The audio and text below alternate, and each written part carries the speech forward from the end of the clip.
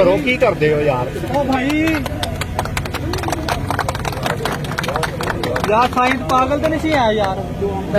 ਯਾਰ ਇਹਨਾਂ ਨੂੰ ਪਤਾ ਨਹੀਂ ਕਿਹੜਾ ਸ਼ੌਕ ਹੈ। ਬੈਠ ਜਾ ਮੇਰੀ ਜਾਨ।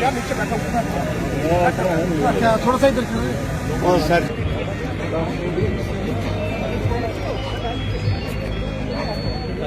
ਪਿੱਛੇ ਆ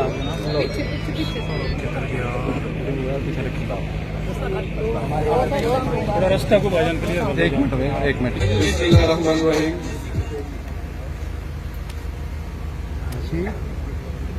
सैयदना करीम सल्लल्लाहु अलैहि वसल्लम। मेरे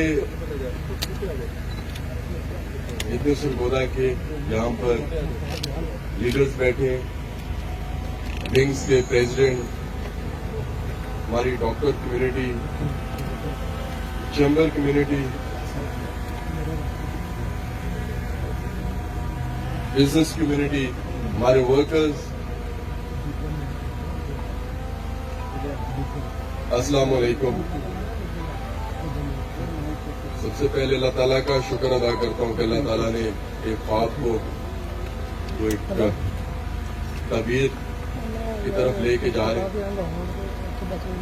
मैं इससे पहले कि प्रोजेक्ट के हवाले से बात करूं, मैं हालात के हवाले से, जो हमारे मुल्क के हालात हैं, इसके हवाले से थोड़ा सा मैं बात करूंगा, क्योंकि आज शाम को एहतजाज भी है जिसके ऊपर हम सब ने भरपूर हिस्सा लेना है।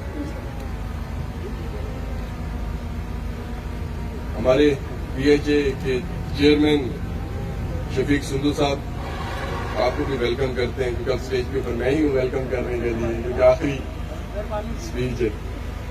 तो ये जो पीछे हमारी जो पीटीआई की जद्दोजहद, जो 26 साल जो इमरान खान की जद्दोजहद थी, उस टाइम पे तो 22 साल हुए थे जब अल्लाह ताला ने इक़्तिदार दिया, पीटीआई को हुकूमत दी पाकिस्तान में करने के लिए। जब आप बाहर बैठे होते हैं तो चीजें बहुत मुख्तलिफ होती हैं, जब आप अंदर आते हैं तो फिर आपका एहसास होता है कि हमारे मुल्क में किस हद तक बिगाड़ हो चुका हुआ है।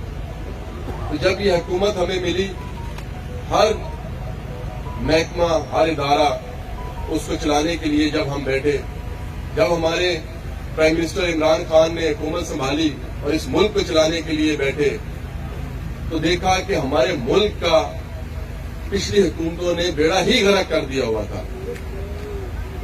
हमारे दौर के अंदर कोई भी आप इकदाम उठा के देख लें, हमारे वज़ीर-ए-आज़म इमरान खान के वो इकदाम नहीं थे कि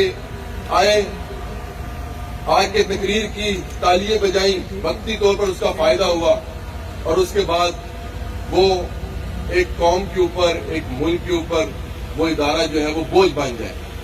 वो इकदाम आके उठाए हैं कि जिससे सारी जिंदगी पाकिस्तान को फायदा हो, जिसके अंदर वो डैम्स थे, इंडस्ट्री को बिलखुसूस उस इंडस्ट्री को मजबूत करना। जब इंडस्ट्री मजबूत होती है, रोजगार भी आता है, जब एक्सपोर्ट बढ़ती है तो आपके पास पैसा आता है। वो चीजों को हाथ लगाया कि जिससे जिंदगी तब्दील होती है, हमारा मुल्क तब्दील हो सकता है। घरों की स्कीम, ये घरों की स्कीम से पैसे नहीं थी कि वो आके एक जगह के ऊपर अनाउंस कर देना कि यहां पर घर बना दो। उसके पीछे बहुत एक लंबी स्टोरी है कि जो मॉर्गेज सिस्टम है उसको एक्टिव करना, जो पिछले 20-30 साल से कोई हुकूमत नहीं कर सकती थी।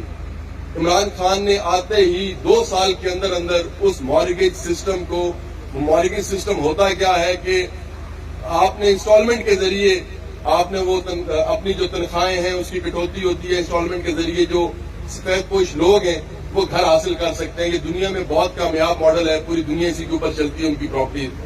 तो उसको एक्टिव करने के लिए 2 साल लगाए। आप ये ना देखें कि 50 लाख घर बन चुका है, आप ये देखें कि उस 50 लाख घर बनाने के लिए जो जद्दोजहद की गई थी उसके ऊपर कितनी एनर्जी लगी है। एहसास प्रोग्राम जो पहले बेनजीर इनकम सपोर्ट प्रोग्राम था, उसके अंदर लाखों लोग, सरकारी लोग भी इन्वॉल्व थे। उनके नाम के ऊपर पैसे जाते थे, डायरेक्ट वो एटीएम अकाउंट में जाते थे, वो निकलवा लेते थे। उसको इतना ट्रांसपेरेंट करना कि ہم منتیں کرتے رہے کہ ہم پولیٹیکلی ہمیں دیں کہ ہم اپنے علاقے میں سے بندوں کی لسٹیں آپ کو بنا کے دیں. آپ یقین کریں کہ ہم آپ کو بہترین لسٹیں بنا کے دیں گے, لیکن نہیں کسی کی سنی گئی. اس میں کوئی پولیٹیکل انوالومنٹ نہیں ہے. میں ایسے بندوں کو جانتا ہوں سرگودا کے اندر نون لیگ کے, جو نون لیگ کے تھے, وہ یہ کہتے تھے کہ اگر ہمارا نام نکلا ہے, ہم سے زیادہ غریب تو کوئی نہیں, اگر ہمارا نام نکل آیا تو ہم مانیں گے کہ یہ واقعی ٹرانسپیرنٹ ہوا. نام نکلے, ہر چیز کے اوپر 100% ٹرانسپیرنٹ چیزیں نہیں ہوتی, لیکن وہ احساس پروگرام, ایسا پروگرام چلا کہ لوگوں کی زندگی بدلی گئی. ہیلتھ کارڈ جو ایک ایسا منصوبہ تھا کہ جس کے بارے میں ہم نہیں توقع کر سکتے تھے. ہم کابینہ کے اجلاس اٹینڈ کرتے تھے, خود اس کی منظوری دی ہم نے, لیکن ہم جب پیچھے بیٹھتے تھے تو جا کے ہم یہ پیغام پہنچاتے تھے عمران خان صاحب کو کہ جی یہ پاسبل نہیں ہے, یہ کس طریقے سے ہوگا. لیکن ان کی ایمان کی جو مضبوطی ہے, اس نے اس چیز کو ثابت کیا کہ جو ہیلتھ کارڈ تھا وہ ایک انقلاب تھا. جیسے یہ 2-3 مہینے کی حکومت آئی, انہوں نے سب سے پہلا کام یہ کیا کہ یہ ایک چیز رہ گئی تھی کہ ہر حوالے سے انہوں نے زندگیوں کو ابتر کرنے کی کوشش کی ہے. انہوں نے اس پروگرام کو بند کرنے کی کوشش کی. بہت سے ایسے پروگرام کہ جس کا فوائد لانگ ٹرم مل سکتے تھے, جس کے اندر میں سمجھتا ہوں کہ وہ جو 2 سال کا کووڈ کا, کہ جو 100 سال بعد ایسی ایک آفت آئی تھی پوری دنیا کے اندر, اور اس دنیا کے اندر, اس آفت کے اندر ایک واحد پاکستان ملک تھا جو بڑا اسمارٹلی اس میں سے نکلا. اور تب بھی اپوزیشن, اس ٹائم کی اپوزیشن جو تھی وہ اتنا اس کے اوپر وغیرہ مچاتی تھی, اور پوری دنیا کہ یہ پاکستان کس طرح کے اقدامات اٹھا رہے. اس سے خدا نہ خواستہ یہ نہ ہو کہ پورا انسان یہاں پر کلیپس کر جائیں. لیکن وہ عمران خان کی پھر اس کا جو ایمان کی مضبوطی اور اس کی دلیری, اس چیز نے ثابت کیا کہ وہ فیصلہ ٹھیک تھا. میں کیونکہ یہ اب جو 2-3 مہینے پیچھے گزرے ہیں, جب جس طریقے سے یہ امپورٹڈ حکومت, اور اس کو تو میں یہ کہتا ہوں کہ یہ ہمارے ملک کے اوپر کرائے کے گنڈے مسلط کیے گئے ہیں.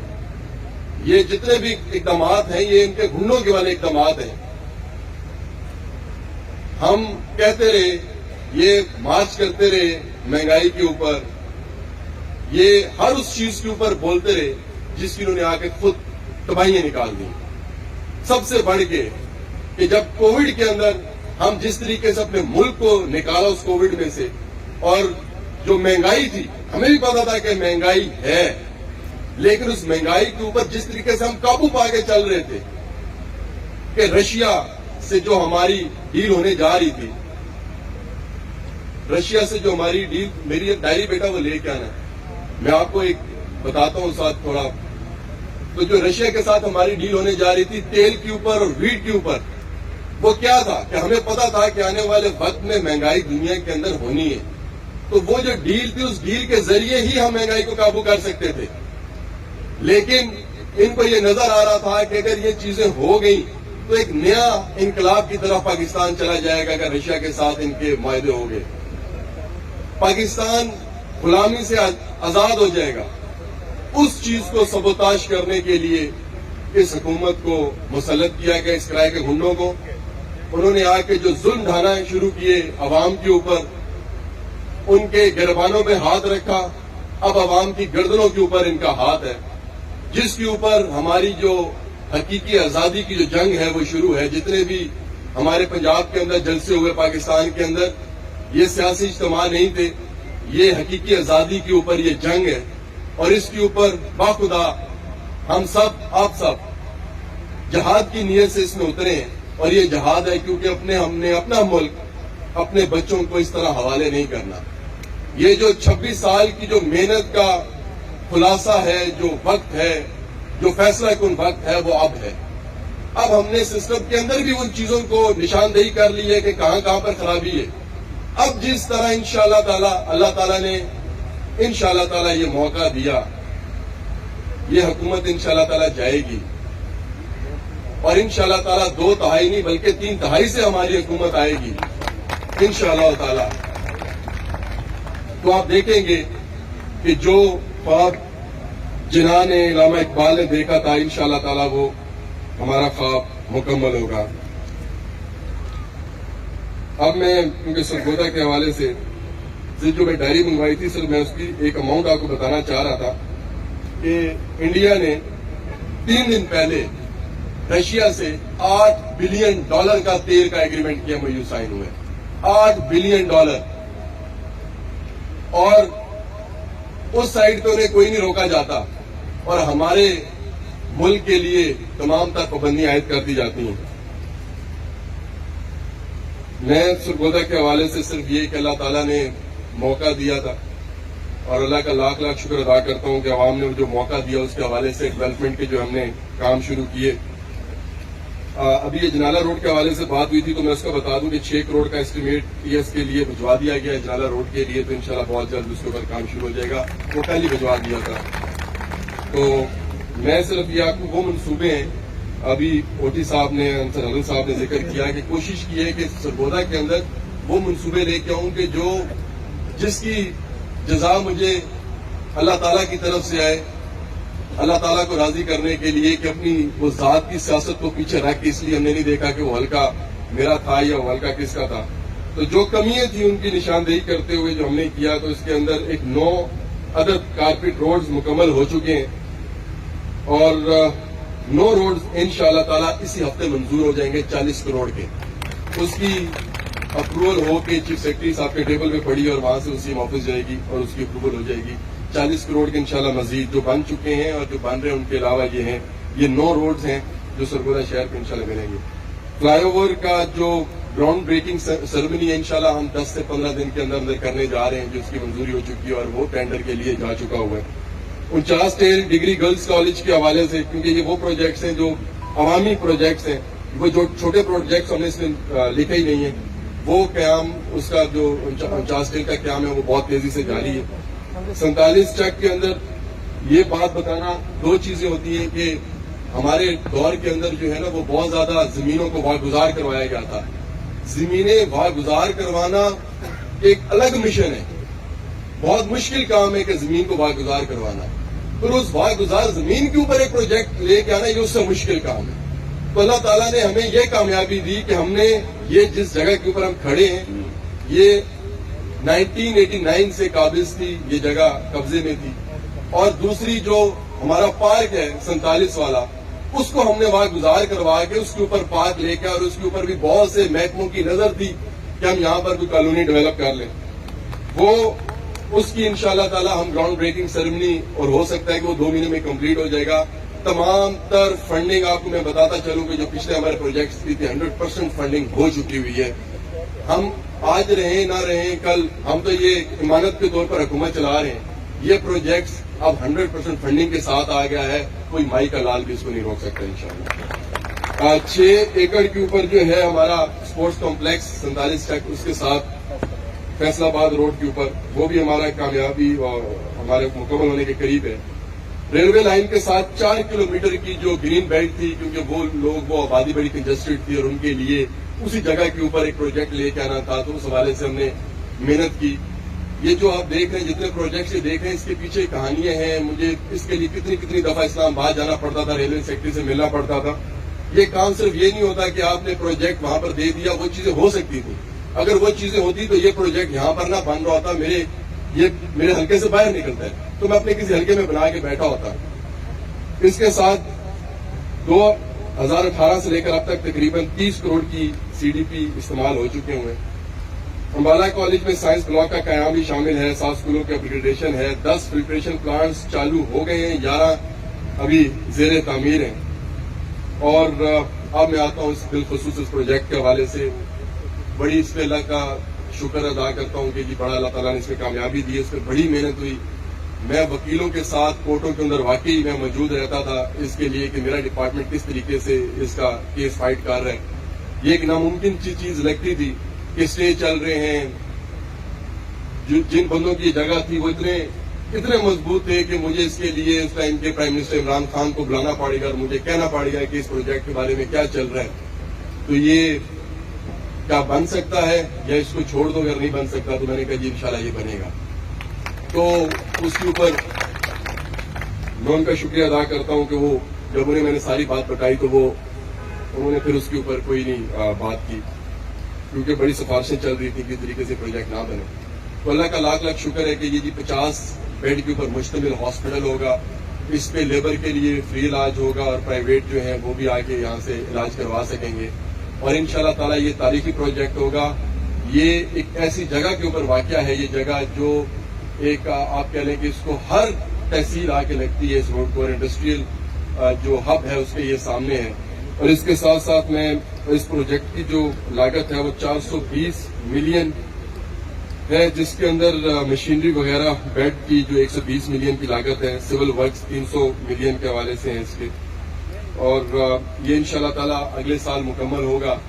پروجیکٹ شروع کرنا میرا مشن تھا کہ اس کو چلانا, ہم اس کو 1 سال کے اندر مکمل کر سکتے تھے. جب میں وزیر بنا تھا تو پہلا پروجیکٹ اس دن میں یہ لے کے آ سکتا تھا, لیکن انصاف سامنے رکھتے ہوئے جہاں پر پہلے ضرورت تھی وہاں پر توسا ہاسپٹل بنایا, فیصلہ آباد بنایا, سرگودا پھر بننا شروع ہوا. تو اس کے اوپر میں جتنی ہماری سوشل سیکورٹی کی ٹیم ہے, ڈائریکٹر ورکس ہو گئے, ہمارے جتنے یہاں کے ڈائریکٹرز ہیں, ہمارے کمشنر, وائس کمشنر, تمام کا میں شکریہ بھی ادا کرتا ہوں اور ان کو خراج تحسین بھی پیش کرتا ہوں کہ جتنی تیزی کے اوپر انہوں نے اس کے اوپر کام شروع کیا, کیونکہ یہ سیم کے قریب ہے. اس کا بیڈ نیچے سے اٹھانا بڑا مشکل تھا. اس کے اوپر بہت زیادہ پیسہ بھی لگ رہا ہے اس کی مضبوطی کے حوالے سے. اس کا ایک ایک اینٹ, ایک ایک کمرے کا ڈیزائن خود اپنے ہاتھوں کے ساتھ ہم نے بیٹھ کے تیار کروایا ہے.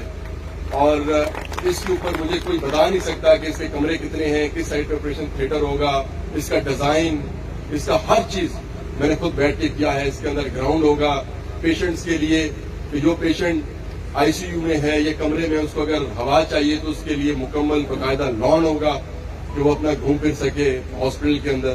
150 گاڑیوں کی پارکنگ ہوگی, چاروں سائڈوں پہ انشاءاللہ درخت لگیں گے. پوری اس کی لینڈسکیپنگ ہر حوالے سے یہ ایک تاریخی انشاءاللہ تعالی پروجیکٹ ہوگا. آخر میں تمام لیڈران کا شکریہ ادا کرتا ہوں. تو طارق حکومت صاحب, ویسے جو آپ فارمل ممبر کے چیمبر کے حوالے سے تو آپ کم آئے تھے, آپ ممبر سوشل سیکورٹی کے حوالے سے جو ہے نا وہ آپ آئے تھے. تو میں آپ کا بھی شکریہ ادا کرتا ہوں تمام بھائیوں دوستوں کا. اور انشاءاللہ تعالی جو ترقی کا سفر ہے یہ جاری رہے گا. آخر میں ایک دو چیزیں جو ہمارے شہر کے لیے ضروری ہیں, میں نے پہلے بات کی تھی, چیمبر بیٹھی ہوئی یہاں پر, کہ جو آپ کا سب سے بڑا شہر کا جو مسئلہ ہے وہ ڈیولپمنٹ کے حوالے سے ہوتا ہے, جو سوسائٹیز کا, تو سوسائٹی کے حوالے سے ہوتا ہے. اگلا میرا مشن ہے انشاءاللہ تعالی آپ لوگوں کی دعاؤں سے آپ لوگ ساتھ ہوں گے کہ ہم نے جو ڈی سی کے پاس پاورز ہیں پروجیکٹ کی منظوری کی, اس کو ہم ایس ڈی اے کے اندر لے کے آئیں گے. اگر یہ ایس ڈی اے کے اندر آ گیا تو ہمارا ایس ڈی اے بھی فعال ہوگا, ہم ان چیزوں سے آزاد ہوں گے. یہ بہت ضروری, میں آج آپ کو یہاں پر اعلان کر کے جا رہا ہوں کہ یہ ضروری ہے. جس طرح راولپنڈی میں ہے, فیصلہ آباد میں ہے, ملتان میں ہے, تمام تر ہر جگہ کے اوپر یہ چیزیں ڈیولپمنٹ اتھارٹی کے انڈر ہوتی ہیں. تو جب یہ آپ ادھر چلی جائیں, کسی بھی کمیشن آفس میں چلی جائیں گی تو یہ کام لٹکتے رہیں گے. ہم نے شروع سے شاید بنیاد ہی غلط پکڑی تھی, ہمیں اب یہ چیز پکڑ کے اس سائڈ پہ ہمیں اب لے کے اس کو چلنا ہے. نمبر 2, جو ہماری یہاں پر 40-45 ایکڑ کی لیبر کالونی کے حوالے سے جگہ ہے, میں پوری کوشش کر رہا ہوں کہ لیبر کالونی پلس ٹیپٹا کے ساتھ مل کے چاہے نرسنگ کالج آ جائے, چاہے ٹیکنیکل طور پہ ایسی چیزیں آ جائیں جس میں ہمیں آپ کی مدد ضرور درکار ہوگی. روزگار جنریٹ ہوگا, لوگوں کو فائدے ہوں گے. جگہ پڑی ہے, آئیں, 45 ایکڑ کی جگہ ہے جہاں پر لیبر کالونی بھی بن سکتی ہے اور پروجیکٹ بھی ہو سکتے ہیں. میں تمام بھائیوں دوستوں کا شکریہ ادا کرتا ہوں. دیکھیے گا پلیز.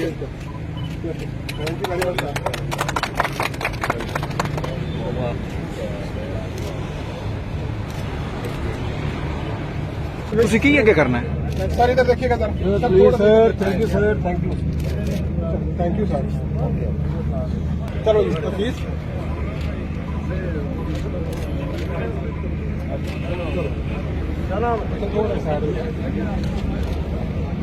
تھوڑا بتا جو پیچھے